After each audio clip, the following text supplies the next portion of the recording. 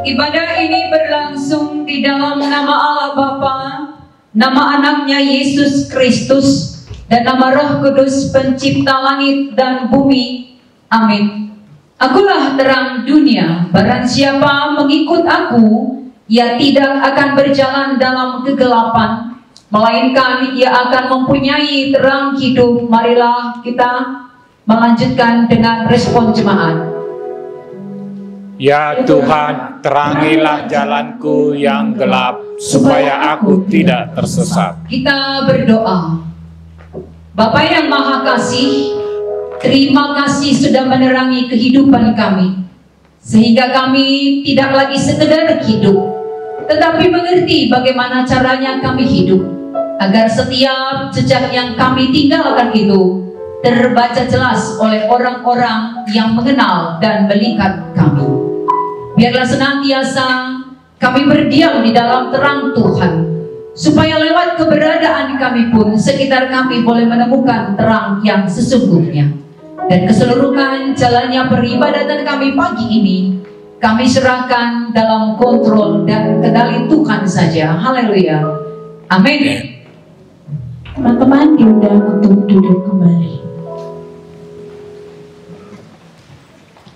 Kita tahu betapa besar kasih Tuhan yang mengampuni dosa dan pelanggaran kita.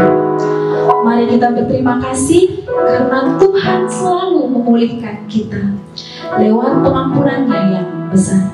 Kembali kita angkat lagu pujian kita bernyanyi Sejauh Timur dari Barat.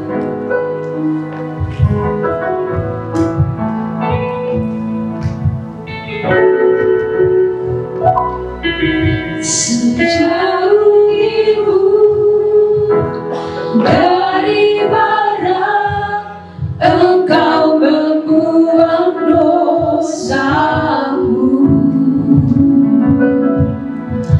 Tiada kau ingat lagi pelanggaranku. Jauh ke dalam tubuh, jauh ke dalam tubir laut, Kau melemparkan dosaku. Tiada kau perhitungkan kesalahanku.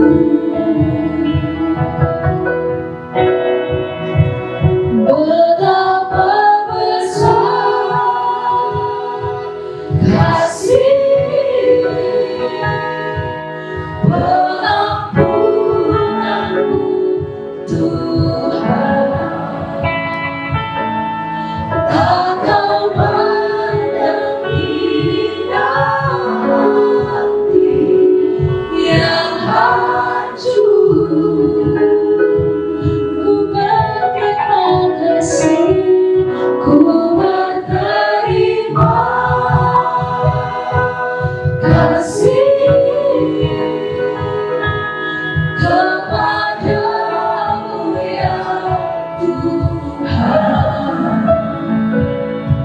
Pengampunan yang Kau beri, pulihkanku. Kita angkat lagu pujian ini kembali dari awal. Kita katakan sejauh timur dari barat.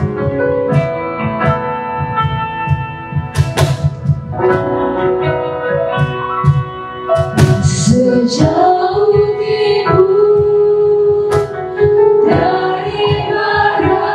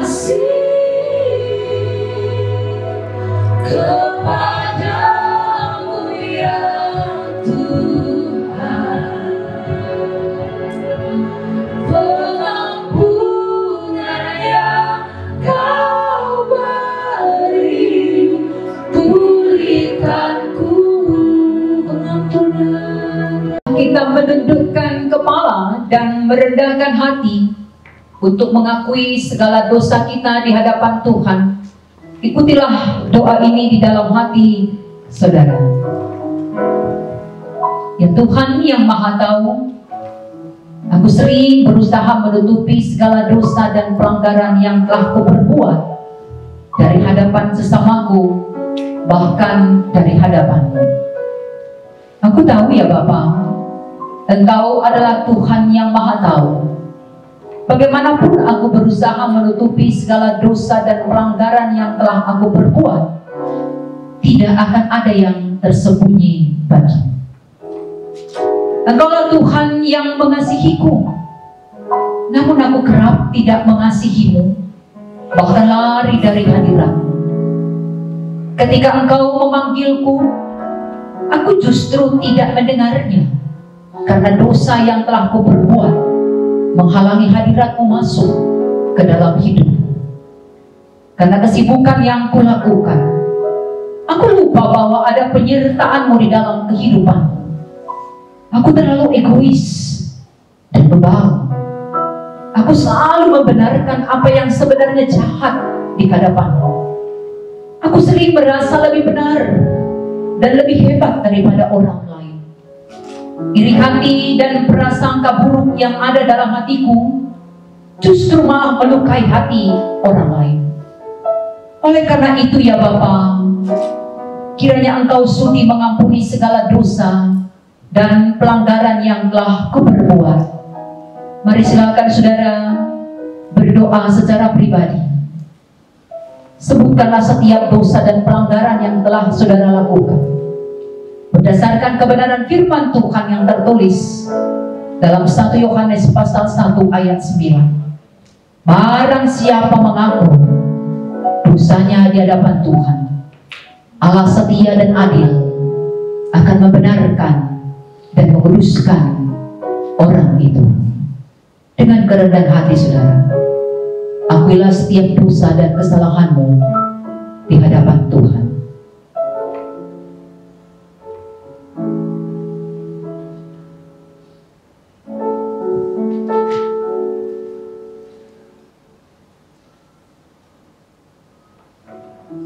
Aku sadar jika aku telah berdosa di hadapan-Mu Tuhan.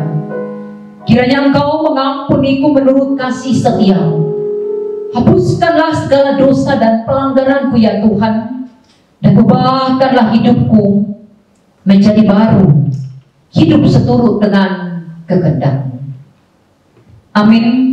Janji Tuhan akan pengampunan dosa kita. Baiklah, marilah kita berperkara firman Tuhan. Sekalipun dosamu merah seperti kirmisi, akan menjadi putih seperti salju. Sekalipun berwarna merah seperti kain kesumba, akan menjadi putih seperti bulu domba. Amin.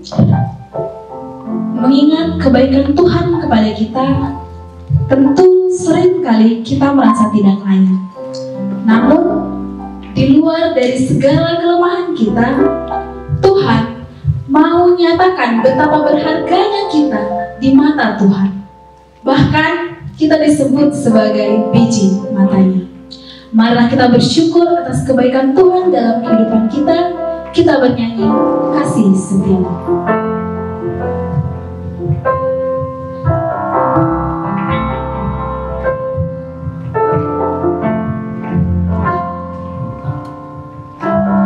Kasih setiamu yang kurasakan lebih tinggi dari langit biru. Kebaikan-Mu yang telah Kau nyatakan lebih dalam dari lautan. Berkat-Mu yang telah Ku terima, berkat-Mu yang telah Ku terima, sempat membuatku terpesona. Apa yang tak pernah ku pikirkan itu yang Kau sediakan bagiku. Siapakah aku ini? Siapakah aku ini, Tuhan? Jadi biji matamu,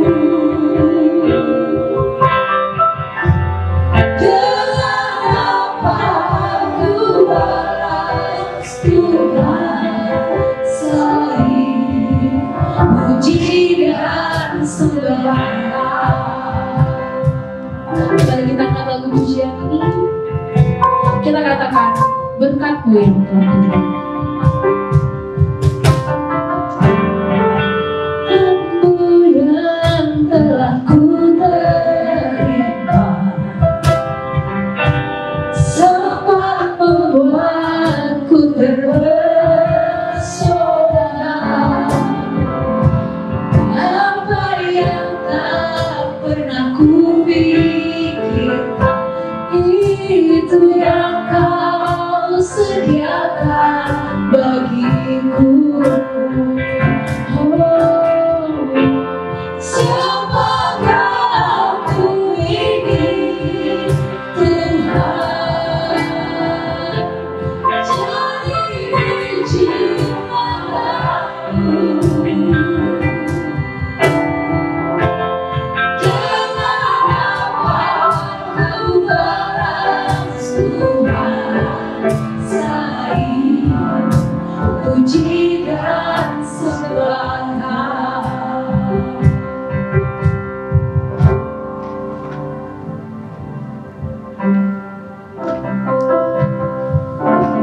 Sama-sama kita katakan, siapakah aku ini, Tuhan?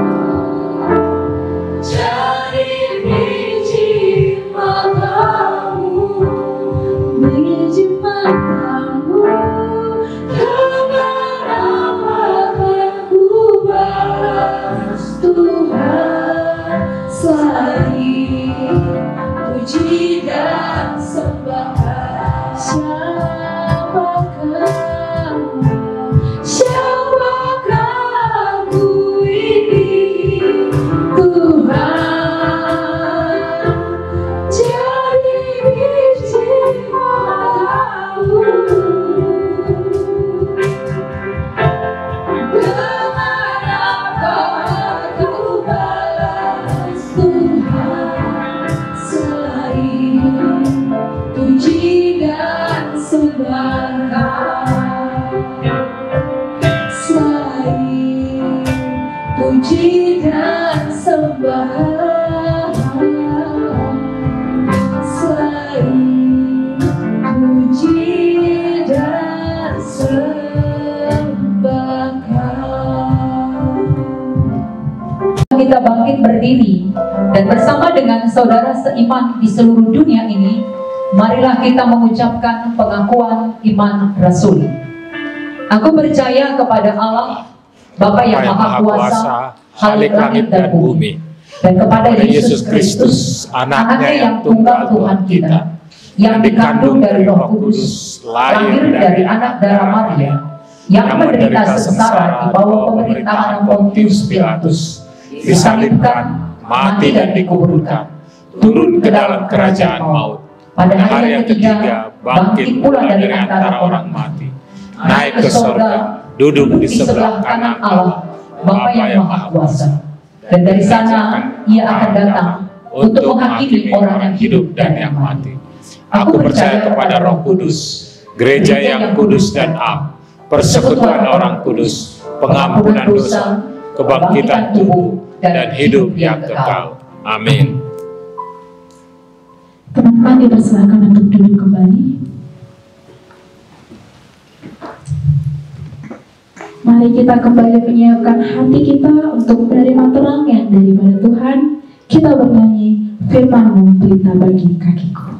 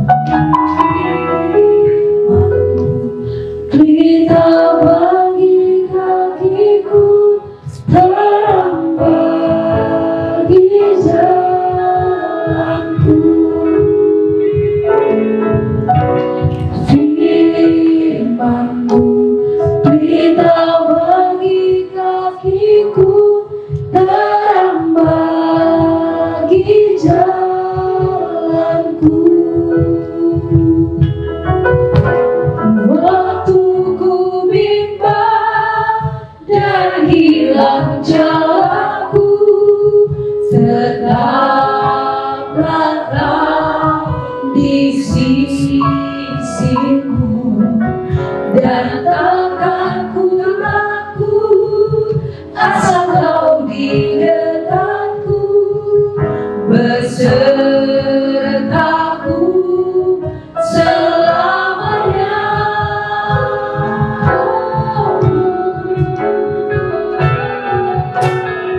Firman-Mu pelita bagi kakiku, terang bagi jalanku. Firman-Mu, Firman-Mu pelita bagi kakiku, terang bagi jalanku.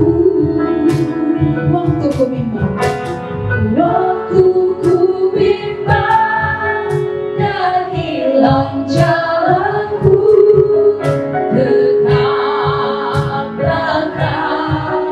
di sisiku, dan takkan ku takut asal kau di dekatku, besertaku selamanya.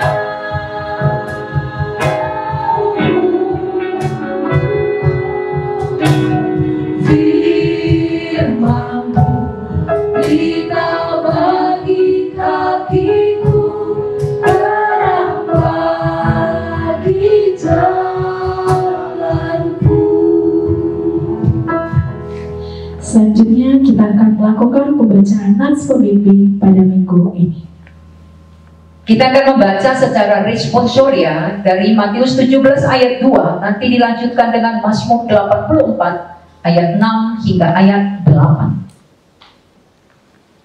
Lalu Yesus berubah rupa di depan mata mereka.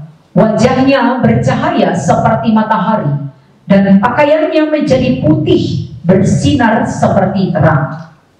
Apabila melintasi lembah Baka, mereka membuatnya menjadi tempat yang bermata air, bahkan hujan pada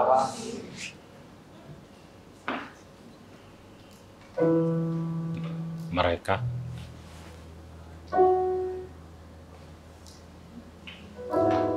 Mereka berjalan makin lama makin kuat, hendak menghadap Allah di Sion. Demikian firman Tuhan. Berbahagialah orang yang mendengarkan firman Tuhan, merenungkannya di dalam hatinya, dan melakukannya dalam kehidupan sehari-harinya. Amin. Amin.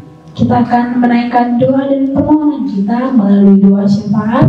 Untuk Kak Yosua dipersilakan. Kita satukan hati berdoa kepada Tuhan.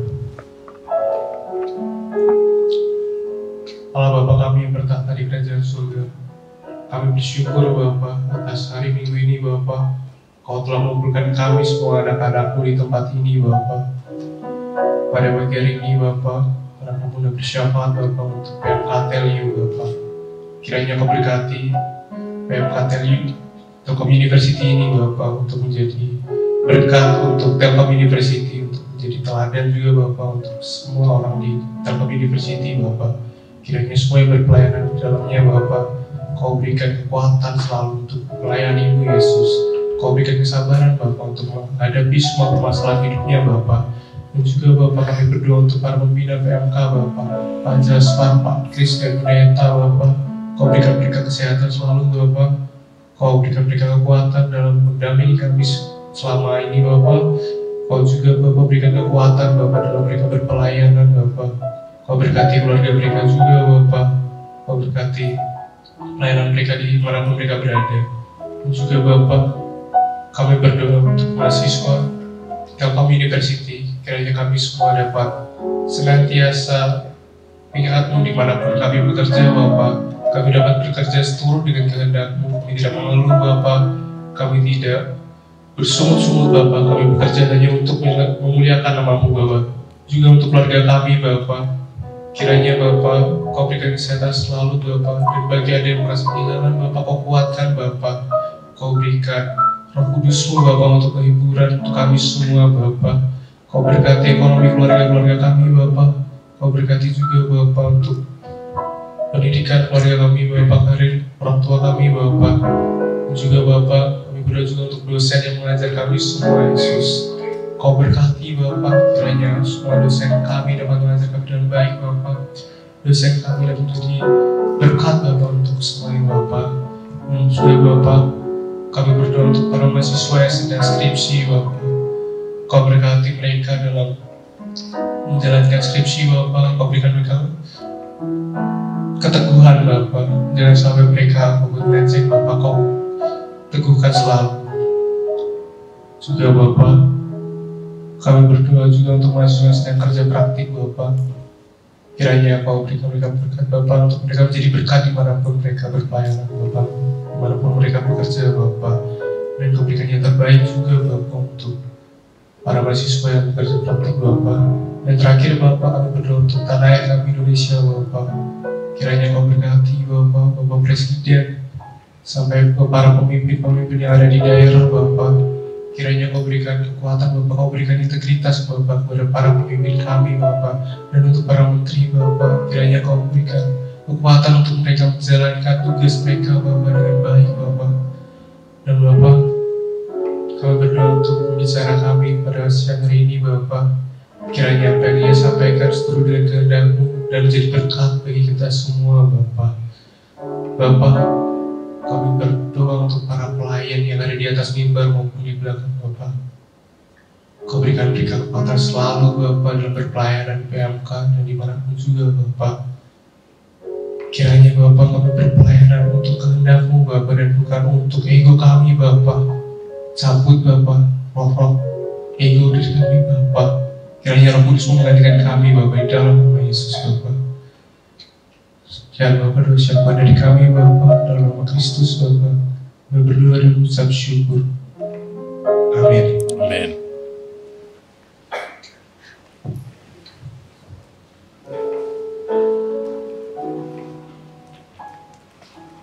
Dalam perjalanan kehidupan kita, seringkali kita tidak mengerti terhadap rancangan Tuhan. Tapi satu hal yang perlu kita percaya, bahwa rancangan Tuhan adalah rancangan yang sempurna. Kita kembali mengangkat lagu pujian kita bernyanyi Jejak-Mu Tuhan.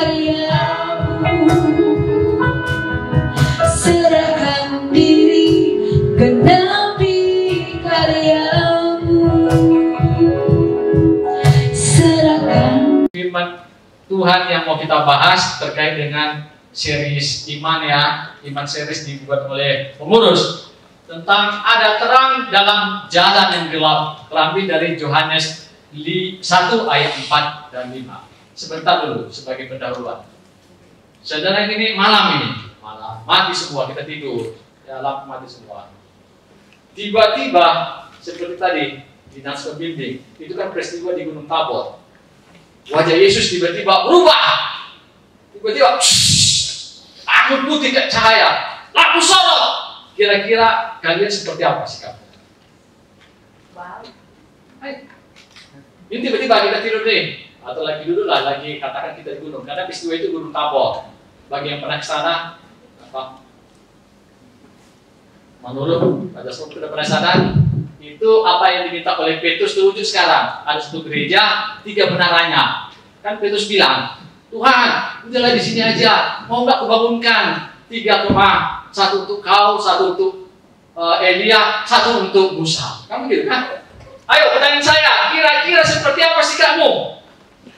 Ingat, dalam konteks perjanjian lama, kalau seseorang dihampiri Tuhan atau malaikat Tuhan, itu artinya dia mau mati.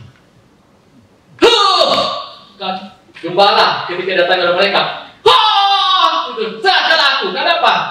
Merasa saya orang berdosa. Hadirat Tuhan sangat suci, sangat luar biasa didatangi. Sebentar lagi saya akan mati. Makanya selalu malaikat Tuhan bilang, jangan takut. Di Bethlehem, paling pertama katakan, jangan takut. Tapi dalamnya kau akan mati dulu. Ayo, gimana kalian? Kira-kira seperti itu dramanya? Nah, hari ini kita coba akan lihat itu. Apa kata terang dan apa kata gelap. Karena tema ini sangat menantang. Oke, next. Mari kita baca Yohanes 1 ayat 4 dan 5. Mana ayatnya? Ayatnya dulu. Halo? Potong? Mana multimedia? Ayo. Oke.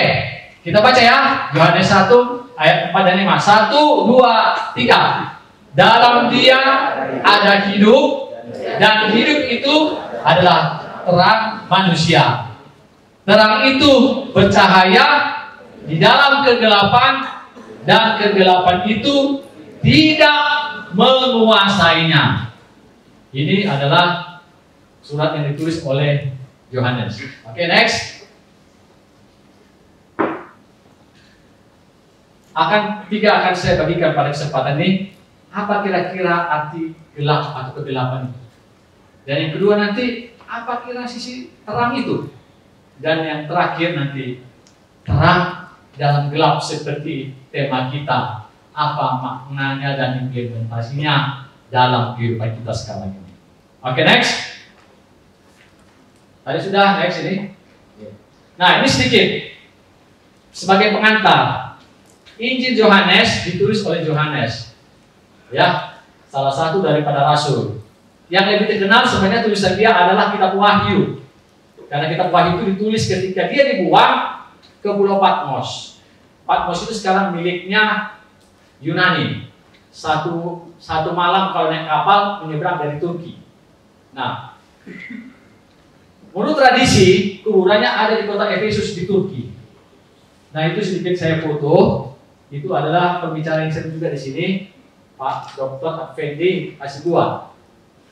Kuburannya ada di sana, di kota Efesus. Nanti baca Efesus di kitab Wahyu dulu supaya tahu. Ya.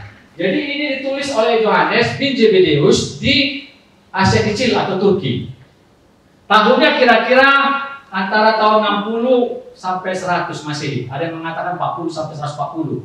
Tapi intinya memang inilah kitab yang agak panjang karena rasul ini adalah salah satu dari rasul dari murid Tuhan Yesus yang umurnya panjang. Ya, kalau yang lain biasanya 60 tahun sudah dipanggil oleh Tuhan. Nah, kalau Rasul Paulus agak panjang dia. Yohanes agak panjang karena kita paham juga ditulis Yesus sudah cukup berumur. Nah, tujuannya ada 3. Yang para ahli teologi mengatakan. Satu, yang pertama, tulis yang kita baca tadi Yohanes 1 itu tujuan pertama memperkuat iman. yaitu orang-orang percaya saat itu. Ingat, Efesus saat itu adalah kota perdagangan luar biasa, lintas barang dan jasa dari Asia ke Eropa. Ingat, Turki itu, ya Asia kecil saat itu namanya, itu di perbatasan antara benua Asia dengan benua Eropa. Ya, jadi dia ingin memperkuat iman para jemaat saat itu. Tujuan yang kedua adalah meyakinkan orang lain. Ya, saat itu Injil banyak diberitakan di komunitas-komunitas orang Yahudi yang tersebar di pemerintahan Romawi. Di mana Romawi berkuasa, ada orang Yahudi di sana. Salah satunya di Asia Kecil, termasuk di Tarsus, kota kelahirannya Paulus. Ya, jadi dia ingin meyakinkan orang lain tentang apa? Tentang Yesus. Yesus sebagai apa? Yesus sebagai Mesias, sebagai penyelamat yang dijanjikan, sebagai raja yang dijanjikan. Yang ketiga, memang melawan juga ajaran sesat.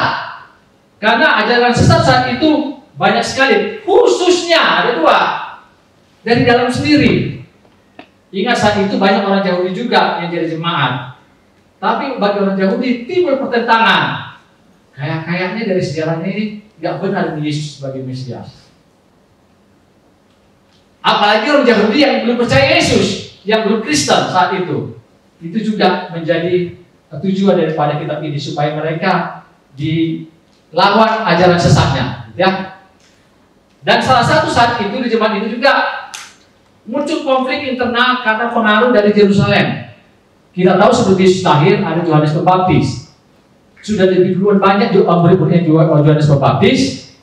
Lalu ada juga murid Yesus. Setelah Yesus mulai memanggil murid-muridnya, banyak orang percaya, dan pertentangan itu muncul sampai ke Asia Kecil saat itu. Apa pertentangannya? Banyak. Salah satu kita tahu kan, kalau Yohanes Pembaptis banyak menyerukan pertobatan melalui perbuatan baik. Kalau kau punya 2 jas, ya temanmu nggak punya jas, kasih satu dia. Kan gitu ya? Betul ya? Kalau kau punya 2 baju, padahal kau bertobat, kasih temanmu 1. Kira-kira ini demikian seterusnya. Sedangkan Yesus menekankan tentang anugerah Allah, pengampunan yang sudah dikerjakan melalui dia ketika dia mati di kayu salib. Nah, ini sedikit pengantarnya. Oke, next. Saya coba membagikan kepada kita semua sini, kira-kira ada beberapa 4 contoh hal-hal yang terkait dengan kata gelap atau kegelapan, baik dari segi Alkitab maupun dari segi pengetahuan maupun dari aplikasi atau kenyataan hidup sehari-hari. Kegelapan itu kira-kira apa sih konotasinya? Atau kalau dibilang kata gelap pada saat itu kira-kira apa tergambar? Pertama, kegelapan itu ternyata yang paling terkenal di Alkitab adalah masa sunyi. Orang bilang masa gelap. Apa itu masa sunyi? Kalau kalian baca Alkitab Perjanjian Lama terakhir kitabnya apa? Halo? Sudah tamat agama ini kan? Apa kitab terakhir Perjanjian Lama? Maleakhi, betul 100. Lalu Perjanjian Baru, kitab pertamanya apa? Matius. Berapa tahun jaraknya dari segi sejarah kitab Maleakhi pasal terakhir sampai nanti ketemu lagi kitab Matius? Itu ada waktu sekitar 400 tahun kosong, sunyi, tidak tercatat di dalam Alkitab apa saja peristiwa-peristiwa atau pesan-pesan kenabian di mana Tuhan datang melalui nabi-nabinya untuk memperingatkan umatnya. Tidak ada. Makanya disebut namanya ini masa sunyi. Ya, walaupun nanti ada Deuteronika, kitab yang tidak diakui oleh Kristen, ada mencatat sedikit. Tapi intinya di selama tahun waktu yang gelap itu, waktu yang sunyi itu, tidak diketahui peristiwa apa yang terjadi tentang pesan-pesan Tuhan kepada umatnya. Ingat, saat itu dan sampai sekarang, Yerusalem itu adalah kota yang sangat luar biasa. Salah satunya kota yang sangat sering dikunjungi oleh Allah melalui malaikat. Ya, sampai sekarang itu ada 11 agama di dunia ini yang paling besar, belum lagi yang receh-recehnya. Itu mengatakan agamanya itu berasal dari Yerusalem. Ada agama Bahai dan seterusnya. Ya. Ingat peristiwa seorang lumpuh yang sudah 38 tahun disebutkan oleh Yesus, dia menunggu di kolam Bethesda. Masih ingat peristiwa itu? Ketika Yesus mengunjungi, dia bilang, kamu mau sembuh nggak? Tuhan, aku nggak bisa. Bagaimana mau sembuh? Ya, setiap kali kolam itu berguncang. Nah, tanda kehadiran Allah pada saat itu, malaikat datang mengunjungi kota itu. Kolam itu bergelombang, dan siapa yang duluan datang nyemplung ke kolam itu pasti dapat mujizat. Ya, aku nggak bisa. Udah 38 tahun aku di sini. Nggak ada yang mengangkat aku di situ. Ya, mau nggak aku sembuh? Jadi dia mau. Lalu hanya bilang, sekarang bangkit, berdirilah. Lalu dia sembuh. Nah, itu tercatat di sana. Jadi ada masa kegelapan, dan rupanya masa kegelapan itu cukup lama, 400 tahun, sampai orang Israel, orang Yahudi, ahli kitabnya bisa lupa tentang janji Allah akan datang seorang Mesias. Buktinya apa? Ketika orang Majus datang. Masih ingat waktu zaman Natal? Orang Majus datang naik onta ya? Ya itu ya. Lalu bertanya kepada Herodes, kami datang dari timur, kami mau datang nih, mau melihat raja yang dikatakan itu, kami mau menyembah dia. Apa kau bilang? Mau nyembah? Siapa pula lagi raja itu? Iya, bintangnya mengatakan demikian. Udah, kalau gitu panggil dulu ahli kitab. Lalu panggilnya kan, si Herodes kan, manggil ahli kitab. Hei, ahli kitab, coba dulu, cek dulu, kalau bahasa bilang ya, bahasa bilang. Cek dulu, baca dulu di buku-buku itu. Di mana itu katanya itu raja yang mau datang itu? Lalu ahli kitab datang.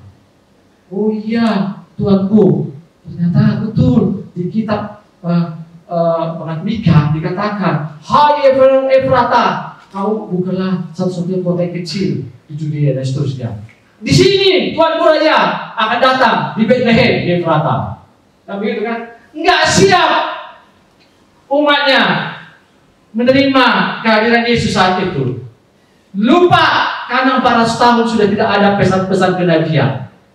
Ternyata masa sunyi, ternyata masa gelap itu, teman-teman. Kalau nggak ada pesan Tuhan lagi yang kita terima, maka kehidupan rohani orang bisa akan jauh dari Tuhan. Buktinya adalah masa kegelapan atau masa sunyi, ketika tidak ada dicatat peristiwa-peristiwa pesan daripada Tuhan. Itu satu sisi yang disampaikan pada pagi hari ini. Masa kegelapan, masa sunyi. Ternyata gelap itu tidak enak, sunyi itu tidak enak. Apalagi kalau seolah-olah kita menjauh daripada Tuhan, kehadiran Tuhan tidak lagi kita rasakan. Yang kedua, kegelapan juga bicara kalau segi ilmu pengetahuan. Siapa sih yang suka teori relativitas? Einstein. Wah, suka ya? Ada istilah black hole. Ya, dosennya nggak ada sini ya, dosen kita tetap lagi. Kalau kita bilang gelap, biasanya cahayanya kurang atau lebih? Halo, kalau dibilang kata gelap, ruangan itu gelap, cahayanya kurang atau cahayanya lebih? Hah? Kurang. Tapi di teori black hole beda lagi. Ada suatu di tata surya ini, di galaksi ini, ya. Ada satu lubang hitam, black hole, yang gravitasinya sangat kuat sampai cahaya yang melintasinya pun bisa ketarik ke sorot sehingga kelihatannya hitam. Jadi tentu juga secara teori relativitas, black hole itu mengatakan justru karena itu cahayanya terlampau kuat sehingga mata kita melihat cahaya yang kuat matahari bisa jadi gelap ya. Halo, pernah berani lihat matahari siang? Ini saya mau sedikit dulu pengetahuan. Pernah ada yang berani melihat matahari siang-siang panas gitu, dengan mata telanjang? Sebentar kau lihat terang, tapi lama-lama jadi gelap kau. Saking kuatnya cahaya itu. Kegelapan itu di teori black hole itu bisa menarik cahaya melintasinya sehingga jadi gelap. Yang kedua, selama ini kita belajar teori relativitas Einstein. Dari teori ini dia mengatakan ruang waktu itu relatif kan? Halo? Betul kan? Salah satunya waktu. Misalnya ada yang baru lahir nih, bayi ini. Satu kita di sini, ya. Satu lagi di planet lain yang sedang bergerak mendekati cahaya matahari. Teorinya mengatakan begini, sama-sama dia bayinya lahir. Kira-kira 100 tahun lagi di bumi, yang bayi tadi itu kalau 100 tahun lagi apa itu? Kita bungkuk, udah mati, udah mau tanah ya. Tapi yang bayi yang lahir di planet yang satu itu, yang kecepatannya mendekati cahaya matahari, cahaya surya, kira-kira 100 tahun dia seperti apa? Ayo, menurut teorinya Einstein, dia masih tampan, masih umur kira-kira 35, tapi masih ganteng. Karena berjalannya waktu di sana dengan di sini beda sekali.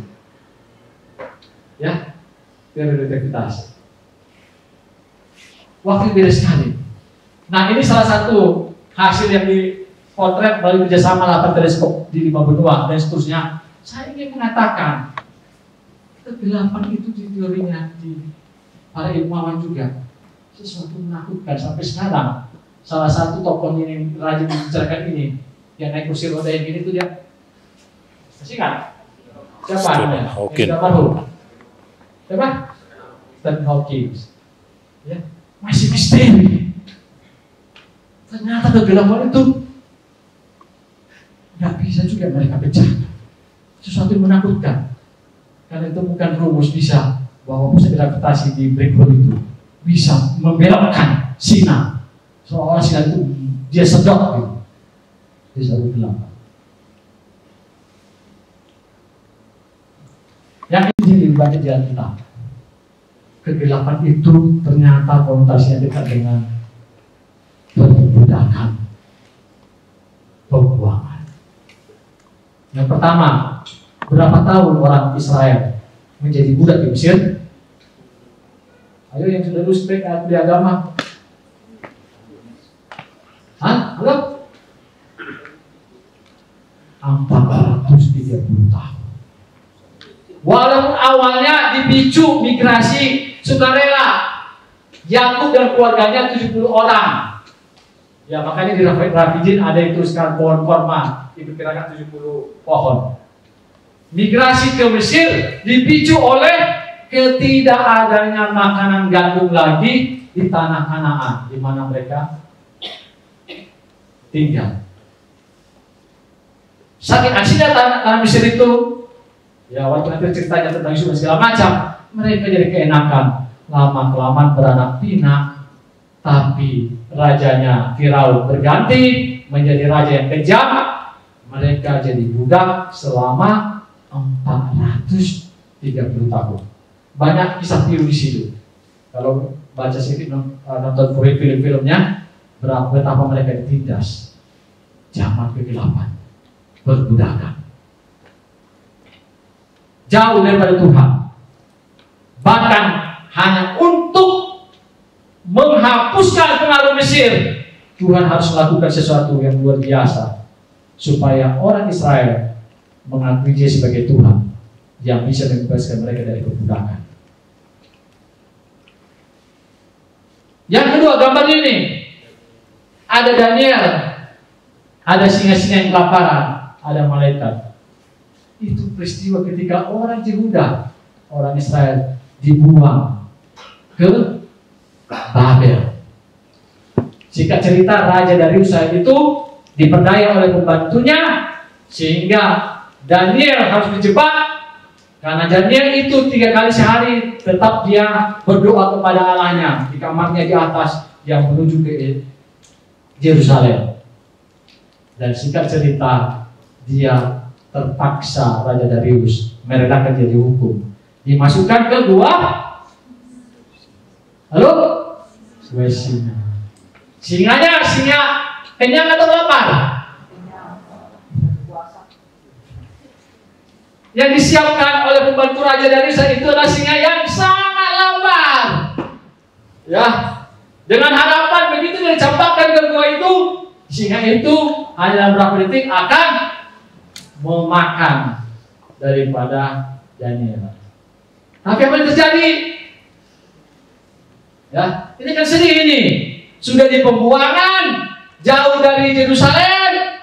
Itu jaraknya itu sekitar 400-500 km sekarang ini.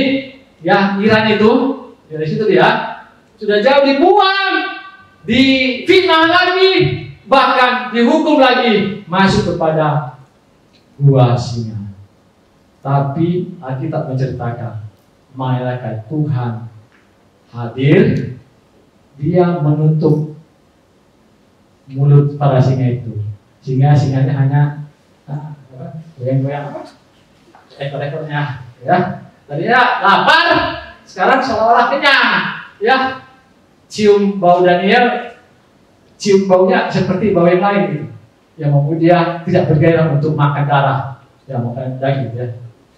Diceritakan sampai pagi pun tiba-tiba Raja Darius, karena dia merasa dijebak, datang pagi itu, Daniel, apa kau masih hidup, nak?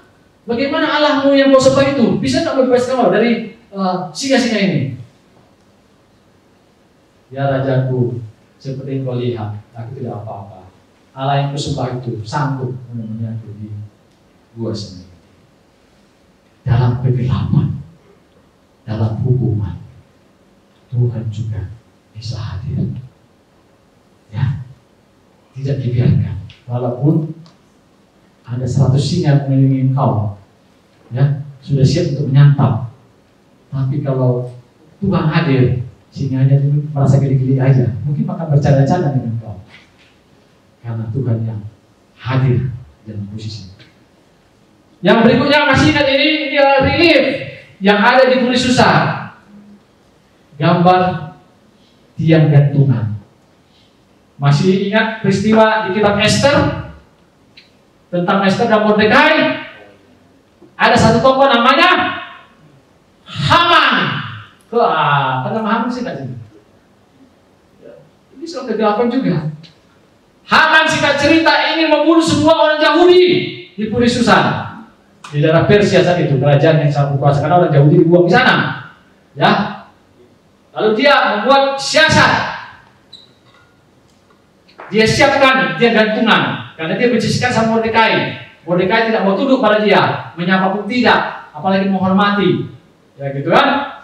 Dia buat siasat yang licik supaya raja menyetujui. Tapi singkat cerita, Tuhan bekerja melalui Mordekai dan Esther. Mereka dua kuasa. Kemudian Esther menghadap raja walaupun tidak diundang. Karena kalau raja didatangi oleh meskipun istrinya permaisurinya, kalau nggak diundang, nggak boleh. Dia akan dihukum mati kecuali satu, raja mengulurkan tongkat emasnya. Katanya tertuliskan berarti dia diampuni, boleh datang. Nah itu ditutup oleh Esther. Ketika dia datang, akhirnya raja menyerahkan tongkat emasnya, dia dibawa lalu cerita apa mau. Singkat cerita Esther bilang datanglah kepada perjamuan yang akan undang juga si Haman itu. Ceritanya kan, gitu kan? Lalu hari kedua ketiga dan seterusnya Haman ikut, wah dia akan merasa nanti diberikan penghargaan oleh raja dan seterusnya. Ternyata baru diketahui bahwa dengan Esther dan bantuan daripada pembantunya, Mordekai pernah berjasa menggagalkan kudeta yang ingin membunuh raja. Tapi saat itu dia tidak diberikan penghargaan. Baru saat yang kejadian itu diberi penghargaan bahwa dia akan diarak, dibawa naik pelana, kuda, hiasan yang luar biasa dan seterusnya. Yang membawa dia siapa? Diberitakan raja, si Haman yang ingin menggantung si Mordekai itu. Ya, si Haman ingin menggantung Mordekai. Dan setelah itu diarak-arak, masih panas hatinya ingin menggantung Mordekai. Esther akhirnya buka cerita. Akhirnya ketahuan kedoknya si Haman. Dan yang membuat raja marah adalah ketika Haman memohon pada Esther, Esther jangan begitu, nanti aku dihukum sama raja. Wah, raja dia masih mau menggagahin istriku lagi. Terlalu nih, gantung dia katanya. Dan dia digantung di tempat penggantungan yang dia siapkan. Dalam kegelapan pun, dalam pembuangan pun, Tuhan bisa bekerja merubah sejarah. Ya, merubah sejarah sehingga umatnya bisa terlindungi. Yang keempat, nah ini saya ambil dalam kenyataan di usia ini. Ini apa? Halo? ruangan yang gelap. Supaya mudah. Tadi ada hubungan dengan yang ketiga tadi. Saya jelaskan aja. Anak saya Salum itu, dia laki satu-satunya paling besar, dan 3 lagi adanya perempuan. Saya sejak kecil, ini anak saya, termasuk Salum. Jadi lahir baru pertobatan itu saya yang layani. Saya tantang dia untuk terima Yesus, saya doakan. Tetapi dalam mendidik dia supaya dia bertanggung jawab, saya cari akal. Karena kalau orang Batak kan biasanya marah-marah pakai pukul apa itu? Kalau nggak dipastat, pakai apa namanya? Pakai tongkat lah, pakai kayu, kan gitu kan? Saya nggak mau itu. Tapi saya harus didik dia. Saya amatin. Gimana caranya ini? Saya ingin melihat kelemahannya. Dia paling takut ruangan yang gelap, termasuk kamarnya sendiri kalau dimatikan listrik. Jadi setiap kali kalau dia nakal, dia bilang masuk dalam kamar. Oh, dia sudah tahu kan? Matikan lampu. Jangan bawa, matikan lampu. Matikan lampu. Aku dia nangis. Matikan lampu. Nangis. Kamu jangan takut. Kamu dihukum. Tapi kamu saya temani. Jadi saya masuk dalam ruang gelap itu juga menemani dia. Yang satu sisi dia tahu salah, dia coba berubah. Sisi lain dia merasa tenang. Bapaknya tetap menemani dia dalam hubungan itu.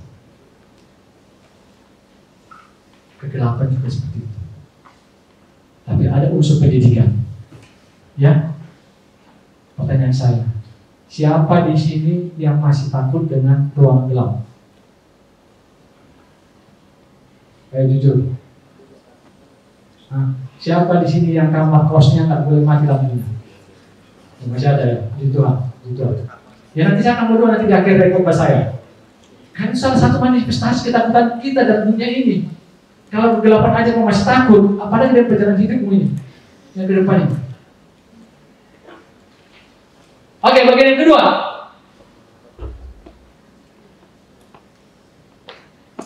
Next. Nah sekarang kita bahas terangnya. Tadi kita bahas Yohanes 1 ayat 4-5. Tapi di ayat 1 dikatakan, awal suratnya Yohanes itu dikatakan pada mulanya adalah firman. Firman itu bersama dengan Allah dan firman itu adalah Allah. Artinya firman yang dikenal dari mulai kita kejadian dan seterusnya yang Allah berfirman, firman itu sampai kemudian berapa 2000 tahun kemudian dan seterusnya sampai akhirnya kepada Yesus lahir, firman itu menjadi manusia.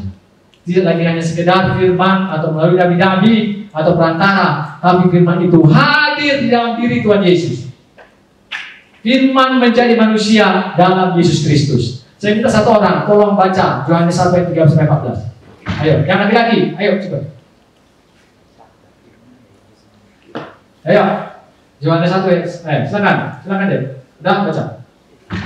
Yohanes 1. Yohanes 1 ayat 13-14. Orang-orang yang diperanakan bukan dari Daging, darah atau dari daging, bukan pula secara jasmani oleh keinginan seorang laki-laki, melainkan dari Allah. Firman itu telah menjadi manusia dan diam di antara kita. Dan kita telah melihat kemuliaannya, yaitu kemuliaan yang diberikan kepadanya sebagai anak tunggal Bapa, penuh kasih karunia dan kebenaran. firman itu sudah menjadi manusia. Kenapa dia harus manusia? Ya kalau nggak jadi manusia, Yesus nggak usah, kalau nggak datang ya kita akan masuk seperti perjanjian lama. Ya, dunia sudah dikuasai oleh gelap, dosa, sehingga Yesus harus hadir untuk mengatasi kegelapan. Konsep perjanjian lama, dosa bisa diampuni, bisa diselesaikan kalau ada darah yang tertumpah. Makanya kalau orang Israel, kalau dia mau menghapus dosanya, dia harus beli domba, bawa ke imam. Dombanya itu nggak boleh bercacat bercela, dipilih, dilihat dulu koren-koren apa enggak. Setelah itu baru nanti imamnya akan minta dia letakkan tangannya di atas kepala domba itu. Ya, sampai dia memegang, ada transfer seolah-olah dari darah harus tumpahkan kepada dia untuk penyuciannya. Lalu domba itu disembelih, darahnya harus tercurah ke tanah. Ya, harus tercurah ke sana, baru dia layak untuk diampuni. perjanjian baru juga begitu. Harus ada darah yang tercurah. Hanya saja darahnya itu, dombanya itu cukup satu untuk semua dan selamanya, yaitu darah Yesus yang sudah dipersembahkan di atas kayu salib. Nah, oleh karena itu, dosa sudah diatasi, maut sudah diatasi, gelap sudah diatasi. Yesus datang sebagai terang untuk menerangi kehidupan kita. Kalau tadi masih ada yang takut karena gelap, masih takut untuk melihat masa depannya, masih takut ini dan itu, setelah kita hidup di dalam Yesus, maka terang itu tadi di ayat 4 dan 5 dikatakan, terang itu malah sebaliknya menguasai kegelapan, bukan kegelapan yang menguasai terang. Oke, next. Yesus terang dalam jalan gelap. Ada apa dalam jalan gelap? Halo? Ada apa yang dalam jalan gelap? Coba diskusikan masing-masing, hayalanmu masing-masing. Ada apa di jalan yang gelap? Ayo silakan. 1. Kegelapan. Dan apa lagi? Sebenarnya ada satu yang kau bayangkan apa yang terjadi ketika kau sedang di terowongan, satu terowongan yang panjang, tidak ada cahaya sama sekali. Kira-kira apa yang ada? Ayo. Apa? Ular. Apa lagi? Setan. Hah? Setan. Apa lagi? Apa? Copet. Oke. Apa lagi? Ini masing-masing saja. Apa? Halo? Ayo nih, kamu jalan tuh, terowongan gelap itu kan sudah ada cahaya tuh. Apa ya? Ada apa di jalan gelap? Ayo. Copet, apa segala ular? Overthinking. Kira-kira coba jelaskan overthinking gimana? Kenapa pengahayan aja dulu? Apa? Ada kuat? Apa dek? Ketakutan. Oke, apa lagi? Halo? Halusinasi. Halusinasi dan menghalusinasi tentang apa? Oh ya, berarti takut pada bayang-bayang sendiri. Halusinasi. Sebenarnya nggak ada, tapi rasakan ada. Oke, apa lagi? Ada apa? Ayo. Kenapa? Ada begal. Begal. Oke, apa lagi? Ya? Cewek cakep. Kuntilanak. Cewek pencakep. Halo? Banyak ya? Tadi ada bilang kuntilanak atau apa? Cewek. Kan beberapa tahun lalu kan di sini teman saya Pak Wasisto nyampaikan firman Tuhan ya. Dia teman saya satu kamar ketika mahasiswa. Karena saya dengan dia bisa sharing kamar bagi dua gitu ya. Nah itu suatu kali membantu dalam gelap itu. Dia baru ditempatkan, saya tempatkan kantor pusat, ditempatkan Surabaya. Dia bagian project. Suatu saat di hotelnya, tiba-tiba dia masuk kamar, sudah ada perempuan. Nggak tahu dari mana itu. Uang dikasih perusahaan gede, hotel sekalian masih pada. Tiba-tiba perempuan ada masuk di ruangan dia. Dia ingat pesan guru agamanya, kayak Ibu Marieta ini, almarhum Pak Budi Kasih. Lalu terngiang-ngiang di kepalanya.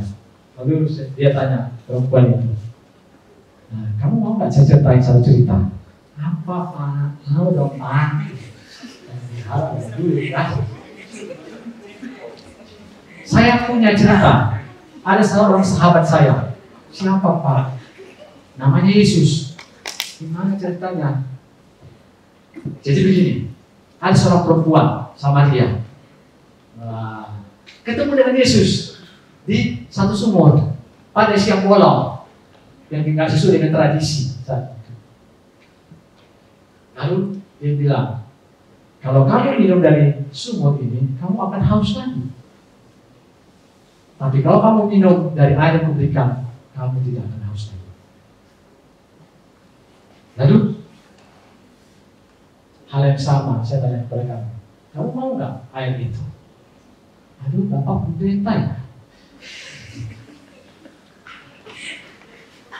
Ya sudah, saya sudah sampaikan, sahabat saya itu namanya Yesus. Kalau kamu terima air kehidupan itu, kamu tidak akan haus lagi. Dengan tersebut dia malu, lalu dikasih sejumlah uang, akhirnya perempuan itu keluar dari kamarnya.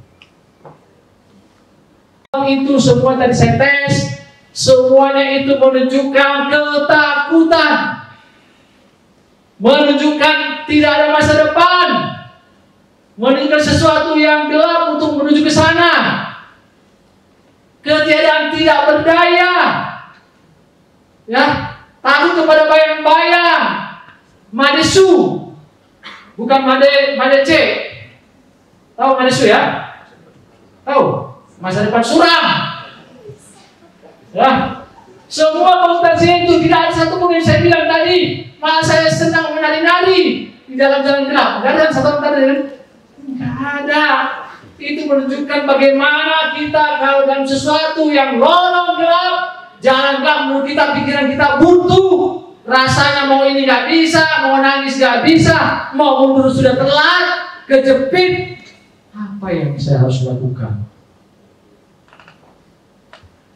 Kalau kau percaya Yesus terang dalam jalan gelap, pikiran harus pasti berubah. Next.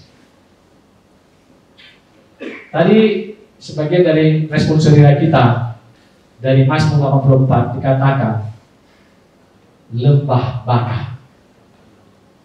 Kalau Yesus terang dalam jalan gelap, kau akui, kau imani, dan kau berjalan bersama dengan Dia, maka lembah baka itu airnya air mata.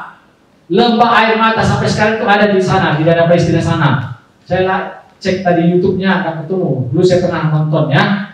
Satu yang sangat gersang, yang saat itu pernah dilewati oleh Daud dan pasukannya. Gersang sekali dan segi pertahanan sangat berbahaya kalau kita jalan seperti itu, terbuka tapi gersang.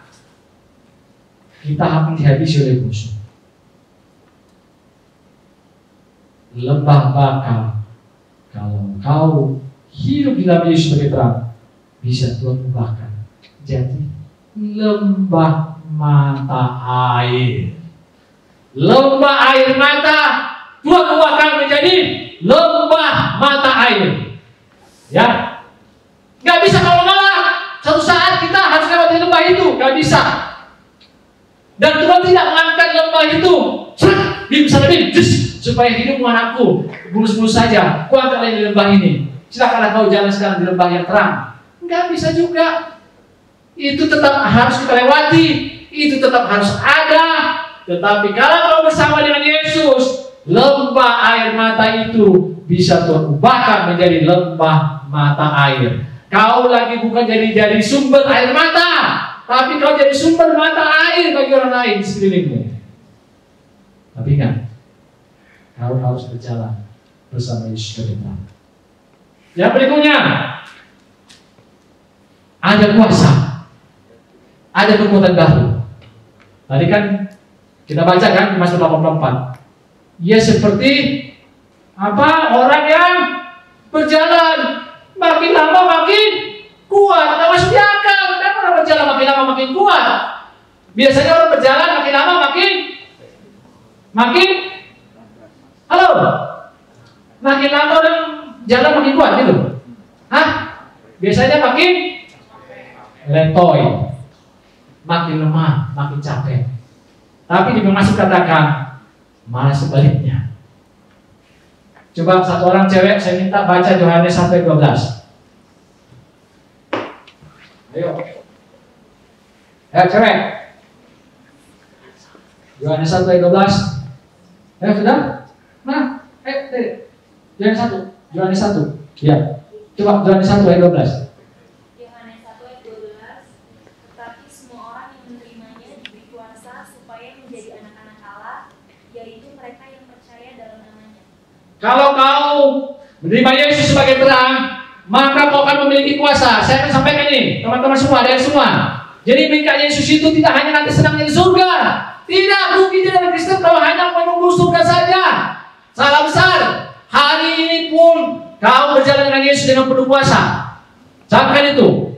Banyak orang Kristen kalah, menangis sepanjang hidupnya karena tidak memperhatikan dan dia tidak bangga bahwa dia sebenarnya adalah orang yang sudah dibayar lunas oleh Tuhan Yesus dan diberi kuasa supaya dia kuat dalam hidupnya.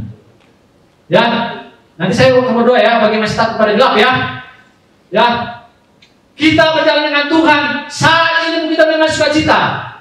Ada kuasa. Oleh karena itu jangan sembarangan menyebut nama Yesus. Ya, dalam nama Yesus itu ada kuasa luar biasa. Suatu saat saya melayani seorang anak SMA. Saya tugaskan, ini anak ini cari di daerah Caringin katanya. Caringin itu di pasar Caringin ya. Caringin. Masih tamat SMA, kebetulan orang Batak, ada marganya. Di mana? Dia ini ikut retreat di puncak, lalu ambil keputusan untuk terima Yesus. Setelah itu nggak tahu lagi gimana. Coba cari dulu ya. Saya pergilah. Rupanya dia tinggal sama kakaknya, abang iparnya kerja di PTDI. Sekarang PTDI, dulu namanya PTN ya. Lalu saya masuk ke ruang khusus dengan dia, layani dia, jelaskan, meneguhkan pertobatannya. Saya cerita tentang Yesus dan segala macam. Di akhir percakapan kami saya tanya dia, kamu mau nggak saya doakan? Saya masih kayak gini ini, masih ingusan, ya, masih mau tamat, mau kerja, karena saya kan kata tidak dengan Telkom. Mau bang? Nah saya jelaskan kepada dia, oke sekarang saya tutup kamu berdoa ya. Jadi supaya si anak ini begini, dia ini masih SMA, tapi dikasih ilmu oleh orang tuanya atau siapa, ilmunya canggih, tahu nggak ilmunya? Kalau dulu zaman dulu kan naik motor tuh, balap-balap gitu. Jadi kalau ada yang memotong dia naik kendaraan dalam keadaan cepat, dia tersinggung, lalu dia bisa perintahkan pisau yang ada di pinggangnya itu untuk lompat untuk menusuk ban sepeda motor yang memotong dia. Saya dengar gitu, saya takut ini. Saya pucat pada saya bermimpi ya. Gimana tuh ini? Saya sudah dengar sesuatu itu. Tetapi ketika saya doakan, pandangan dia gelap. Saya takut. Ya, kosong, gelap. Terus saya juga jadi pucat. Saya mau kemana nih? Sudah tinggal saya berdua. Mas, saya mau panggil pendeta, nggak ada pendeta. Ibu Mariketa nggak ada ibu pendeta. Tapi saya ngambil firman Tuhan. Tadi Yohanes 1:12. Ya, bahwa tadi katakan kalau kita percaya diberinya kuasa supaya menjadi anak-anak Allah. Lalu saya bilang, hei, roh jahat yang ada pada diri, saya nggak tahu kamu siapa, tapi firman Tuhan mengatakan dalam nama Tuhan Yesus pergi. Dia terlempar, saya tak tahu besar lagi. Wah, kepalanya kena ke lemari kayu yang ada di belakang. Untung ya lemari kayu ya. Hanya saya ucap itu aja. Dalam nama Tuhan Yesus pergi. Lalu dia sadar. Lalu saya tanya, apa yang terjadi?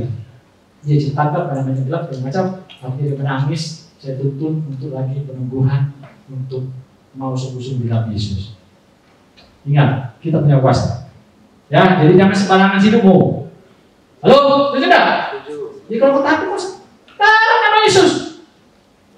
Ya, saya ada ini dalam dunia sekarang ini. Saya lihat di anak-anak muda banyak sekali penceramah, pemotivasi di YouTube. Tapi untuk menjadi saksi saluran kuasa Yesus ketika dia membawa nama Yesus, saya jalan ini, bukan saya tidak ada jalan sekarang. Ini saya menekankan dia ini yang ada di sini. Kalau kau mengaku sebagai pengikut Yesus, kau berjalan dengan masalah Yesus sebagai terang. Ingat, ada kuasa. Kau mau berdoa pada orang yang sembuh, sembuh dalam nama Yesus. Orang yang putus harapan, dalam nama Yesus sembuhkan, dia kembali kuat dapat harapan dan seterusnya. Amin. Halo, ayo coba tas kiri kananmu. Satu lagi lihat ruang-ruang gelap. Dan nama Yesus kuasa dalam itu. Dan Tuhan Yesus hanya mengalihkan itu lewat kamu sebagai orang percaya. Ya, zaman perjanjian baru malaikat masih ada juga, tapi lebih banyak Tuhan pakai orang percaya untuk menyalurkan kuasanya supaya orang lain tertolong. Lalu di Yohanes 14 ayat 6, Yesus adalah jalan, kebenaran, dan hidup. Ada 3. Ini sekaligus menunjukkan kepastian. Kepastian apa? Pertama, dikatakan Yesus kan tidak ada sampai kepada Bapa kalau tidak melalui aku. Kepastian tujuan. Ya, bahwa kita akan bertemu dengan Bapa. Itu satu. Kepastian apa lagi? Kepastian cara mencapai tujuan itu, yaitu melalui aku, kata Yesus. Itu melalui Yesus, tidak ada yang lain. Ya, kalau ada yang lain, kamu berarti kembali kepada perjanjian lama atau kepada perjanjian zaman purbakala. Tidak ada yang lain.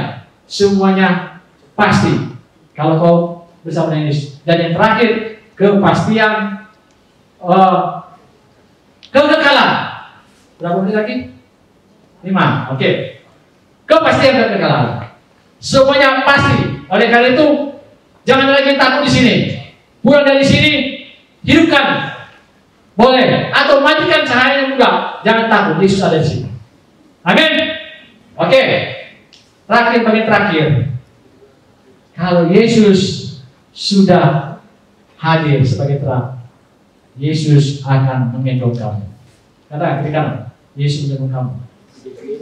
Engkau tidak akan sendirian lagi. Bilang, ayo. Engkau tidak akan sendirian lagi. Walaupun kau dalam kamar gelap, dari lorong gelap, engkau tidak akan sendirian lagi.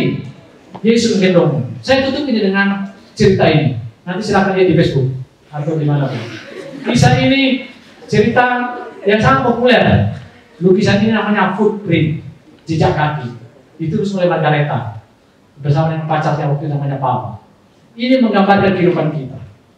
Kita berjalan dengan Tuhan, tapi sering sekali kita salah mengerti tentang cara kerja Tuhan. Itu diibaratkan berjalan di pasir di tepi pantai.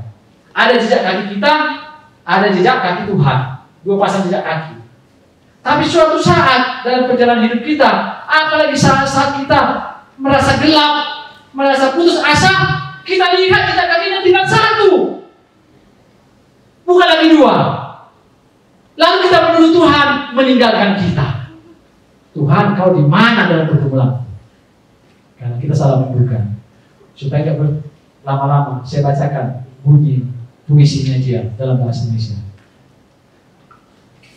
Pemain musik boleh maju ke atas.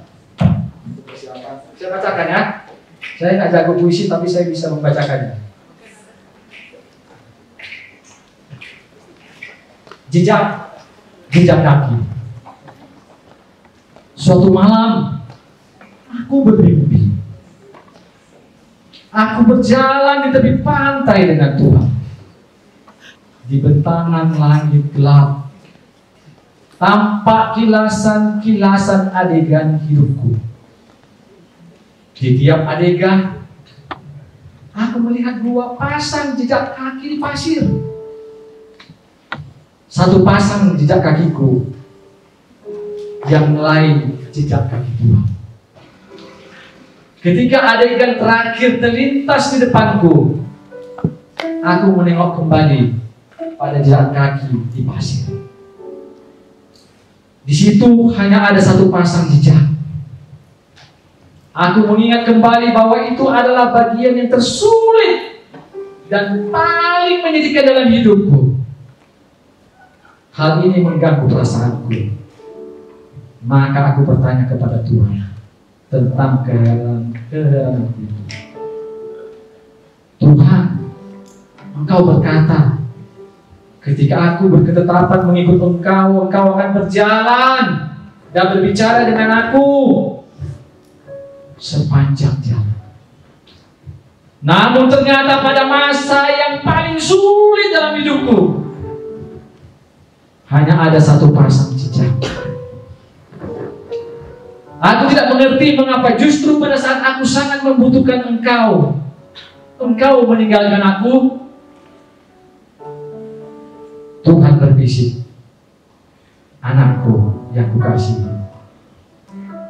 aku mencintai kamu dan takkan meninggalkan kamu. Pada saat sulit dan penuh bahaya sekalipun, ketika kamu melihat hanya ada 1 pasang jejak, itu adalah ketika aku menggendong kamu. Jadi jejak yang kita itu adalah jejak Tuhan. Jejak kita tidak ada. Kenapa? Kita digendong. Karena Tuhan tahu kita akan kuat menghadapinya. Jadi jangan curigai Tuhan membiarkan kau sendiri dalam kegelapan. Sebaliknya, Tuhan bekerja dan kau digendong. Mari kita bangkit berdiri. Kita angkat pujian ini.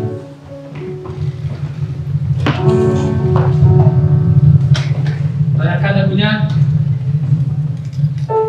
I have decided to follow Jesus.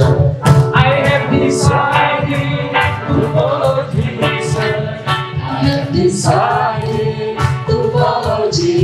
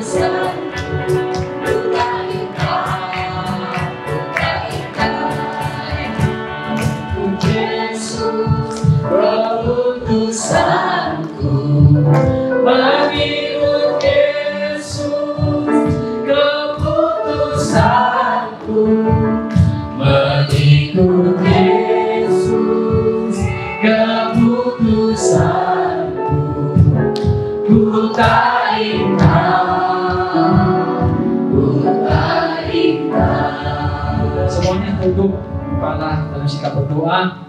Saya mau menanya dua hal. Satu, siapa yang masih ada ketakutan di dalam hidupnya akan masa lalu, akan masa depan, sehingga rasanya sulit menjalani hari-harinya dengan bertenangan? Saya minta angkat tangan di tempat saja. Ada satu, itu. Oke, silakan letakkan tangannya. Yang kedua, siapa yang di dalam hidupnya belum merasa berkuasa, seolah-olah Yesus jauh, seolah Tuhan jauh, padahal Yesus sudah mengatakan bahwa Tuhan memberikan kuasa kepada anak-anaknya untuk bisa menjadi saksinya. Siapa yang mau didoakan supaya dia menjadi orang yang menjalankan kuasa itu, membagikan kepada orang lain? Angkat tangan. Baik, turun tangan, silakan. Saya beri kesempatan bagi kita semua untuk berdoa. Nanti saya tutup dengan doa untuk mereka yang angkat tangan. Silakan masih boleh berdoa, mengucap syukur untuk firman Tuhan. Masing-masing berdoa. Ini dua perempuan dari kami.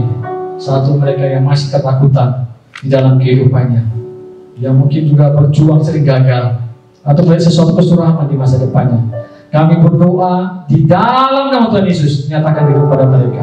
Hari ini juga dia menjadi orang berkemenangan, boleh menyerahkan hidupnya kepada Tuhan untuk dipimpin oleh Yesus sebagai terang yang menguasai kegelapan dan sudah menaklukkan kegelapan itu. Sehingga anakmu ini, mereka tadi mengangkat tangan supaya dia boleh kemenangan dalam hidupnya dan juga masa depan yang kau janjikan itu dalam hidupnya. Juga yang kedua, yang selalu merasa kalah, yang tidak tahu bahwa dia punya kuasa yang luar biasa untuk memberikan sebagai anak Tuhan dari hidupnya. Kami berdoa pada pagi hari ini dalam nama Tuhan Yesus. Hamba berdoa Engkau berikan pengertian itu kepada dia, supaya dia berani bersaksi kepada orang lain, supaya mulut dia dipenuhi dengan pujian dan sungguh kepada Tuhan, supaya dia sungguh-sungguh boleh menyatakan kuasa Allah. Orang lain diberkati melalui dia, melalui pelayanannya, melalui kehidupan dia, melalui kesaksian dia. Orang yang sakit didoakan sembuh, orang yang hampir mati didoakan boleh sembuh, orang yang punya pergumulan didoakan bisa punya jalan keluar, orang yang kalah bisa jadi berkemenangan. Kami menyerahkan dalam tangan-Mu dan semua yang hadir di sini. Kami rindu mereka menjadi orang yang beriman, boleh menjadi mempengaruhi orang lain untuk datang kepada Tuhan dan menjadi saksi dan kehidupan mereka, menjadi anak-anak yang cerdas, mahasiswa yang rajin, mahasiswa menjadi kesaksian dalam pendidikan selama di sini Tuhan, dan nama-Mu dipermuliakan. Dan terima kasih untuk firman kami pelajari pada hari ini. Kami percaya dan kami imani bahwa Yesus sudah hadir menjadi terang dalam hidup kami, sehingga kami tidak takut lagi. Kami boleh menjalani masa depan kami karena kami digendong oleh Tuhan dalam hidup kami. Ampuni kami kalau selama ini merasa ditinggalkan oleh Tuhan, karena kami merasa seolah-olah sendiri. Tapi sebaliknya sebenarnya Engkau bekerja, bahkan Engkau menggendong kami sampai masa tua kami, sampai putih rambut kami, Engkau menggendong kami. Terima kasih Bapa, di dalam nama Tuhan Yesus kami berdoa. Amin. Silakan duduk.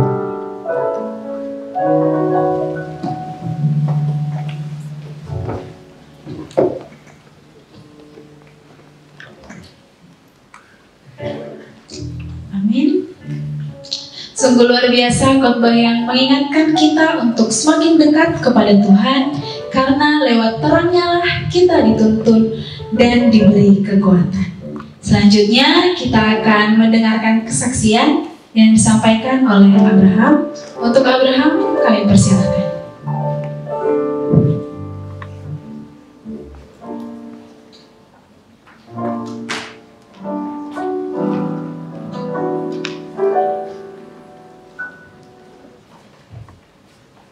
Bentar guys, agak dikit jantungan. Oke, aku mau sapa teman-temannya dulu. Shalom semuanya.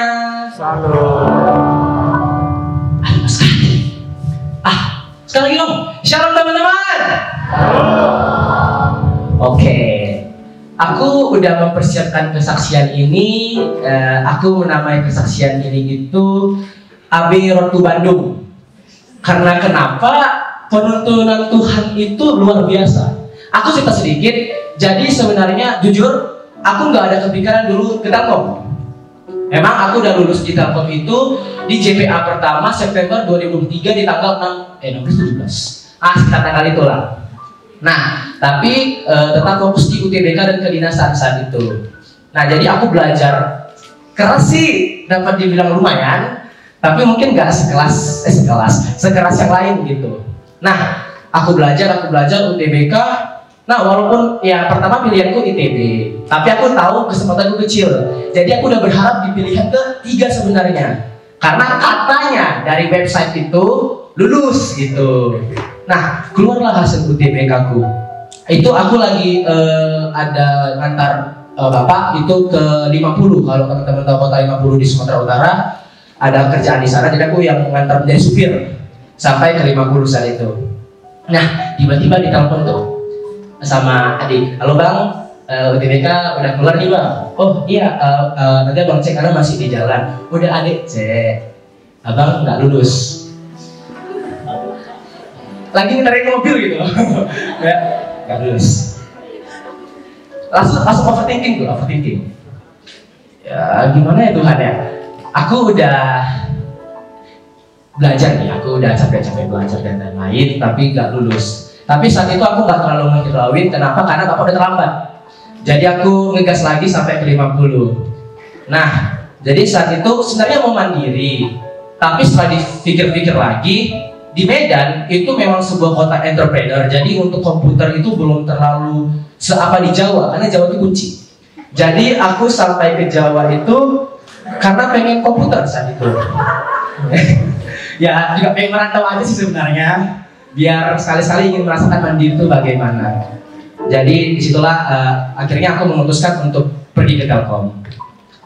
Pada ini setelah pelayanan sekolah minggu, aku sebagai guru sekolah minggu saat itu. Nah itu hari terakhir aku pelayanan. Tiba-tiba pas pulang, tiba-tiba Pak Gembangan naik tuh ke lantai 2. Apa nih? Kok ada orang-orang penting nih? Tiba-tiba ada gitar, ada para pelayan pelantar. Oh mungkin ada ibadah singkat gitu lah aku kira, karena nggak ada news dari guru sekolah minggunya. Tiba-tiba Abraham, kita akan berdoa ya. Oh, ini nggak ada news, nggak ada apa, dia berdoa Pak. Jadi Bandung itu gini, sono sana.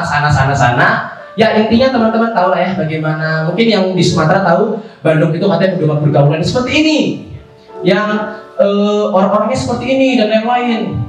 Gua tuh keliling besar, aku di tengah-tengah gini, kayak lagi ada perpasan gitu kira-kira.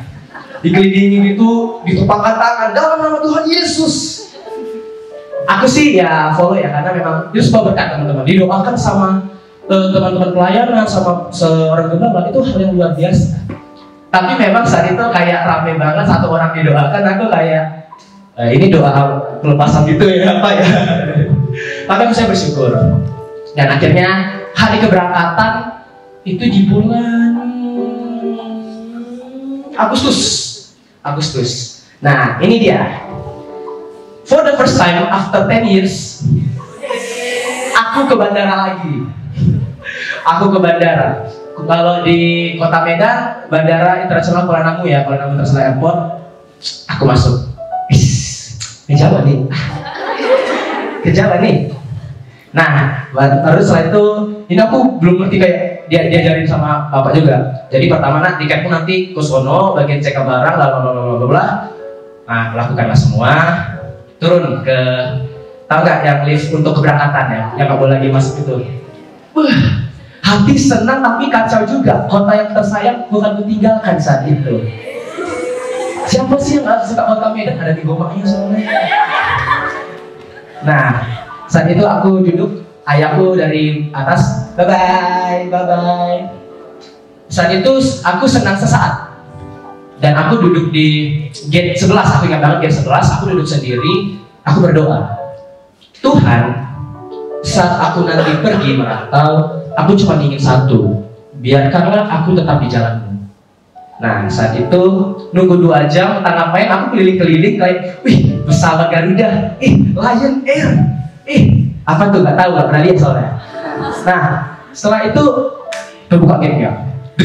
Karena tiketku digital, belum pernah digital, jadi masuk gak ya? Oh, bisa ternyata. Nah, aku masuk dan ada pesawat, ya tahulah pesawat gede. Sebelum aku masuk pesawat, aku pegang dulu lah badannya. Pesawat nih, Tuhan, jikalau nanti aku di pesawat ini ada kecelakaan, ya sesuai kehendak-Mu Tuhan. Amin. Berangkat aku. Singkatnya nyampailah di kota Jakarta. Masuk itu di Soekarno-Hatta ya, Soekarno-Hatta. Tuhan, aku dari gate sampai ke depan kok ini jauh banget ya. Itu gate paling ujung ke gate yang mau keluar, tau gak saat itu? Wah, keren ya manusia buatanmu Tuhan bisa menciptakan ini, tapi capek juga Tuhan jalannya Tuhan. Aku bawa tas digandeng, tas di sini. Udah itu yang jalan-jalan yang kayak eskalator apa sih yang dia kayak gitu, rame penuh. Udah lari aja lah. Jadi aku lari dari gate 2 berapa gitu sampai ke depan, ambil tas, dijemput sama saudara. Singkat cerita, aku ngelewatin kota Jakarta setelah 10 tahun nggak kesini. Itu dari jalan tol yang Bekasi ada gedung-gedung tinggi, ada rame banget. Pertama kali dalam hidup melihat jalan tol itu macet. First time. Karena jalan tol dibuat supaya nggak macet, ini malah macet jalan tolnya. Tapi ya sudah, kota Jakarta rame orang. Aku nggak kota-kota besar. Jawa nih bos. Jawa nih. Banyak mobil dan motor yang di jalan-jalan sana ya. Jadi ya aku kagum gitu sama Jakarta saat itu. Saat itu masih kagum saat ini. Tapi aku pusing. Kenapa? Masa lewat dikit udah ada mall besar, lewat dikit mall besar. Kebanyakan. Tapi ya karena juga banyak penghuni. Jadi saat itu aku sampai di Bekasi Utara dekat Tanjung Priok. Aku nginap di sana sehari. Aku berdoa lagi, Tuhan, thank you, aku udah sampai di Jakarta.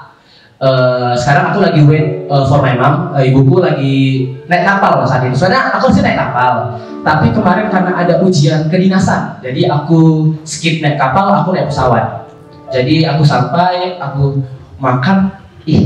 Betul dia kata orang-orang Medan ya, makanan Jawa harus manis. Real. Saat itu ayam bakarnya manis gitu. Jadi sampai di Bekasi, tidur. Besoknya berangkat ke Tangerang. Teman-teman tahu Serpong ya? Tahu Serpong? Nah, aku tinggal di sana sehari sebelum ke Bandung karena ada teman mama yang mau dikunjungi dulu. Nah, karena aku juga kuliah di sini. Nah, tapi saat itu orang tua aku nggak ngantar aku sampai Telkom University. Kenapa? Karena masih H-2 sebelum masuk asrama. Jadi saat itu aku diantar ke rumah teman-temannya mamaku yang punya anak yang masih kuliah di sini saat itu. Dia udah lulus S1 telekomunikasi, ya di sana selama 2 hari. Nah, jadi di hari pertama mama langsung pulang karena ada usaha yang mau dilanjutkan lagi. Jadi langsung pulang, aku stay sendiri.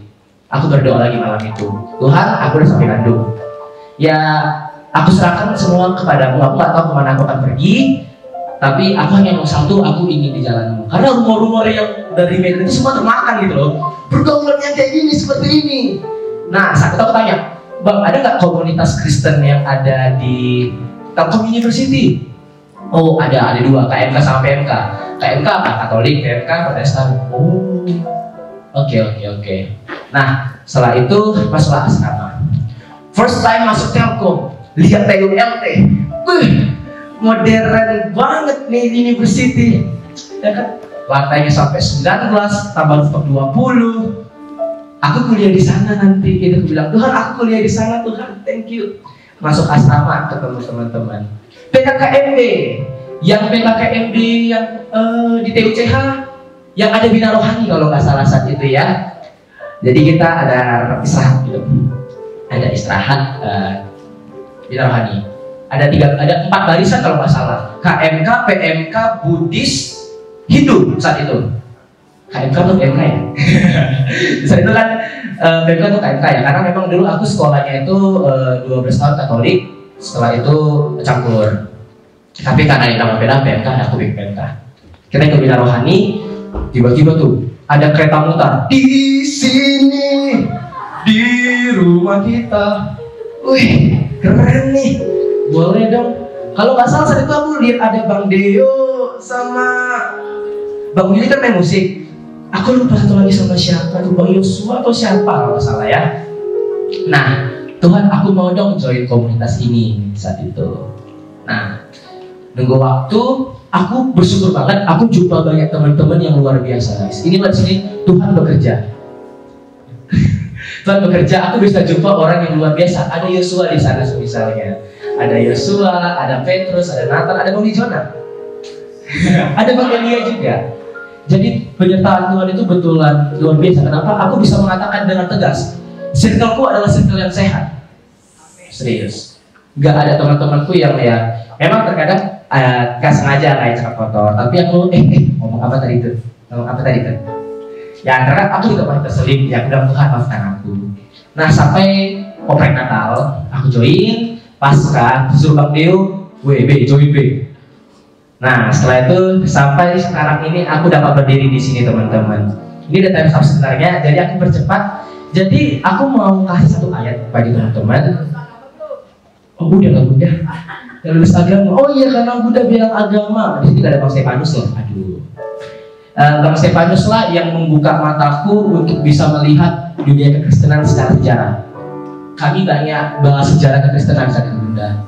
Mulai dari para dolos rasul yang mulai berpencar ya, yang Petrus menjadi paus dan lain-lain. Aku suka bahas itu sama abang itu saat itu. Jadi memang aku bisa ketemu sama orang-orang yang hebat, orang-orang yang dapat aku bilang itu sehat, suka dengan Tuhan.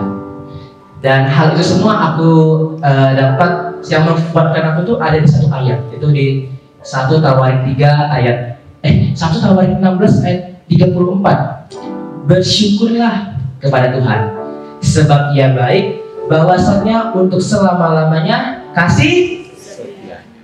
Sekian dari saya, pamit undur diri, terima kasih.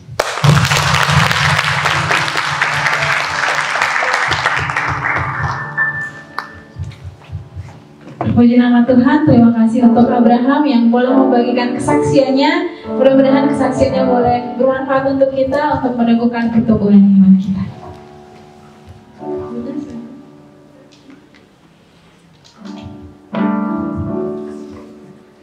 Oke, selanjutnya kita akan mengumpulkan persembahan yang terbaik bagi Tuhan. Sekalian mengumpulkan persembahan, kita bernyanyi Tiada Terukur.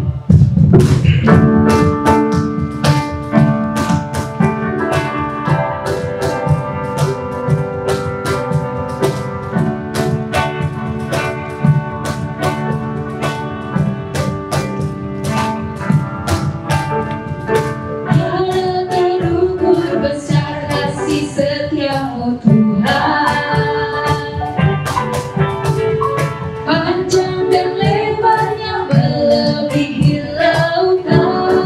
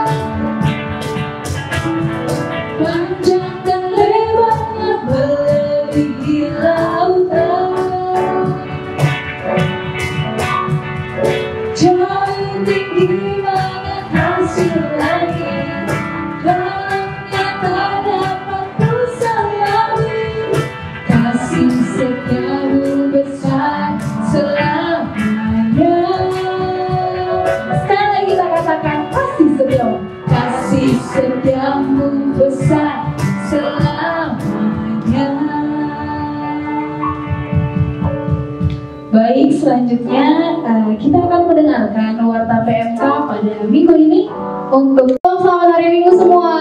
Shalom.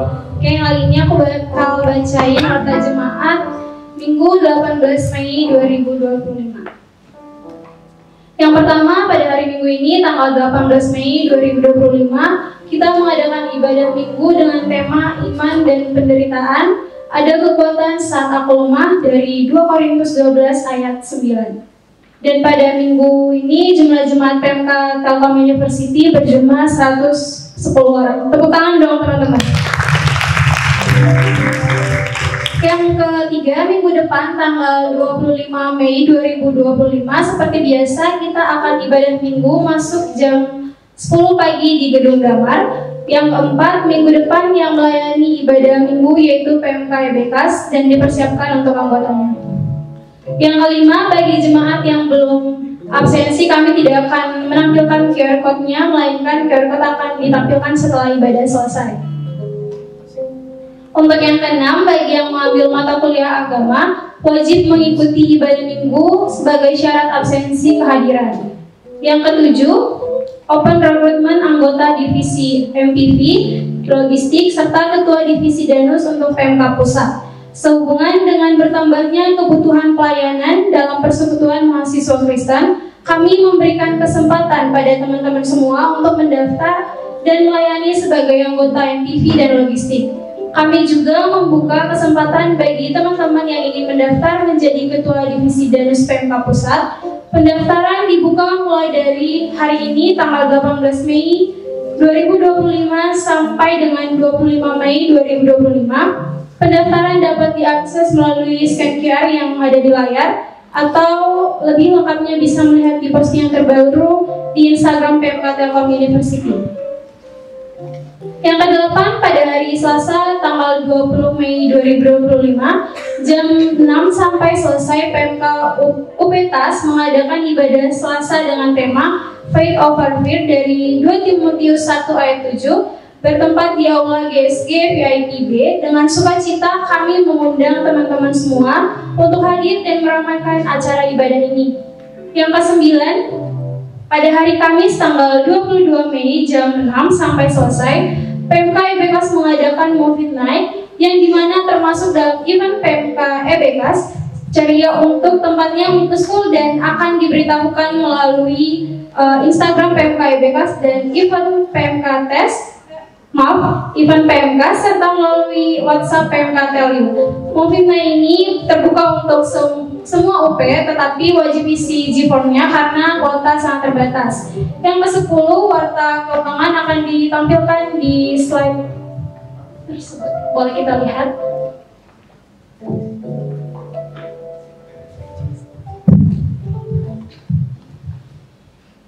Demikian warta minggu pada tanggal 18 Mei 2025. Saya ucapkan terima kasih. Shalom. Terima kasih untuk warta kita pada minggu ini. Sebelum kita menutup ibadah kita, teman-teman saya undang untuk bangkit berdiri dan ya kita sama-sama bernyanyi lagu PMK yaitu Rumah.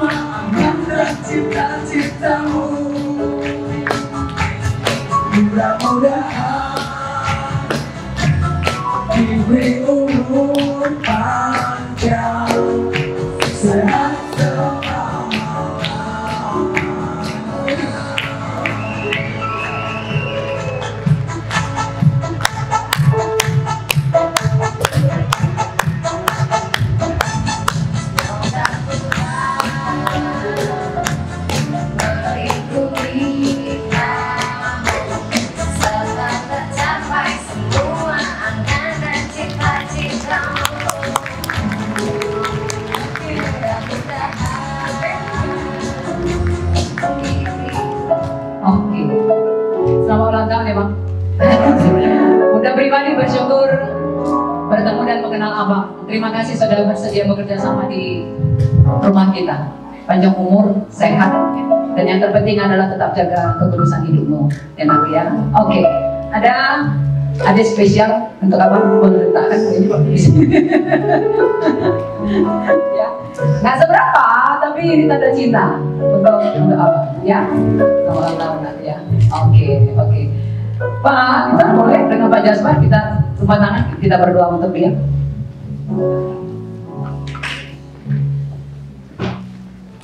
Abang mau Bunda doakan apa aku? Kekuatan saat aku lemah. Oke, ayo. Cukup berapa? Terima kasih Tuhan untuk pertambahan usia untuk Bang Elia menurun ke 21. Terima kasih Tuhan membawa dia ke rumah kami, PMK Telkom University.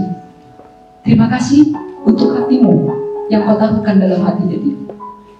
Terima kasih untuk setiap tugas dan tanggung jawab yang Tuhan pikulkan di pundaknya. Terima kasih kau beri hatinya dengan belas kasihan kepada jiwa-jiwa muda yang harus dia kabarkan tentang hati Tuhan.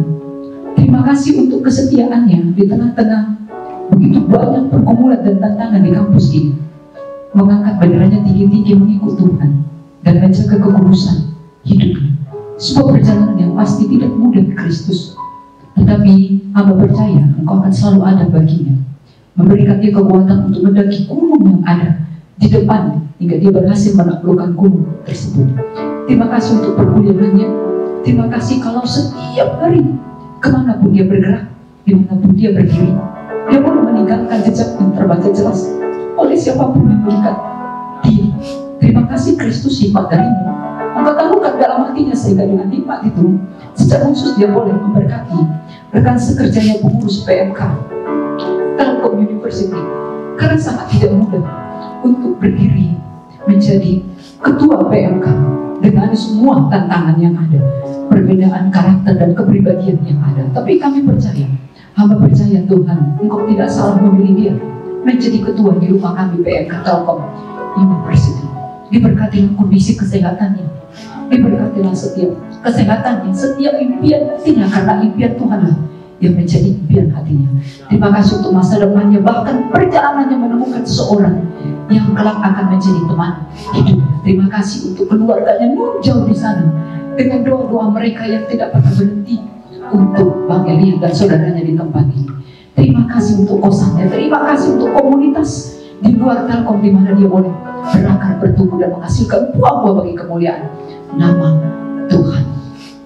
Anugerah Tuhan kita Yesus Kristus, kasih setia dari Bapa Surgawi, persekutuan Roh Kudus menyertai dan meneguhkan engkau dari sekarang sampai selama-lamanya. Amin.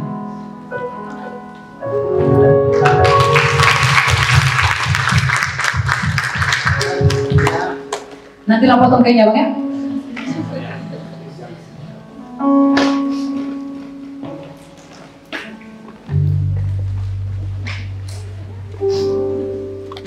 Terima kasih untuk seluruh rangkaian peribadatan kami yang Kristus. Terima kasih untuk persembahan yang Tuhan izinkan kami boleh kumpulkan dan tangan-tangan yang telah memberi. Terima kasih karena kami percaya Tuhan akan menolong kami memakai kembali persembahan ini bagi kemuliaan nama Tuhan saja. Persekutuan kami di ibadah ini boleh berakhir, tapi cinta kasih Tuhan tidak akan pernah berakhir bagi kami. Itulah yang terus-menerus memotivasi kami berlari, mengejar perkenanan hati Tuhan, lebih dari mengejar perkara apapun di dunia ini. Dan dengarkanlah kami Kristus, ketika kami bersama-sama menaikkan doa yang Engkau ajarkan kepada kami, kita mengucapkan doa Bapa kami yang di surga. Bapa kami yang di surga, dikuduskanlah namamu, datanglah kerajaanmu, jadilah kehendakmu di bumi seperti di surga. Berikanlah kami pada hari ini makanan kami, dan ampunilah kesalahan kami, seperti kami juga mengampuni orang bersalah pada kami. Janganlah membawa kami dalam pencobaan, tapi lepaskanlah kami dari yang jahat. Karena Engkau punya kerajaan dan kuasa dan kemuliaan sampai selama-lamanya. Amin.